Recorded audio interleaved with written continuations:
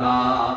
আল্লাহ বলছেন যারা ঈমান এনেছে, যারা আল্লাহর উপর ঈমান এনেছে, তারা কাফের মুশরিকদেরকে হত্যা করবে। ইউকাতিলুন, হত্যা করবে, হত্যার রাস্তাটা দিবে। যদি তাদেরকে হত্যা করতে আসে তাহলে তারা জবাব দিবে, ঠিক তবে ঠিক মুকাতালা করবে।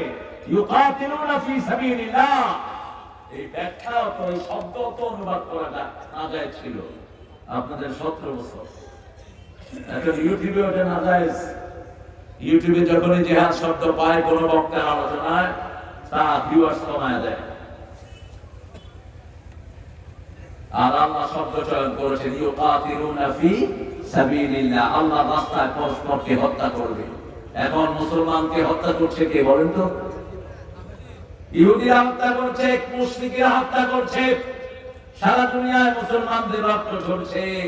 ভারতের মধ্যে এমন কোন মাস নাই যে মাসে মুসলমানদেরকে খুন করা হয় না, কিন্তু আমরা নীরব।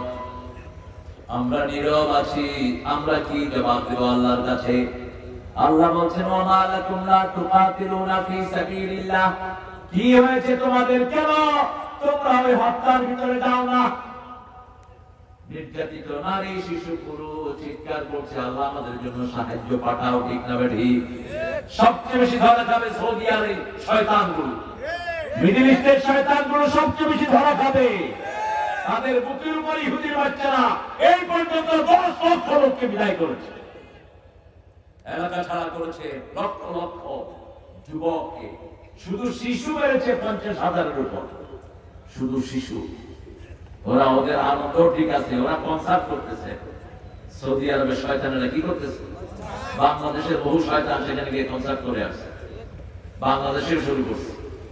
এরা যাচ্ছে সৌদি আরবে, পাকিস্তানের এরা আসছে, এখানে কনসার্ট হচ্ছে। কনসার্টের ভিতরে কি বেশি বলেন তো?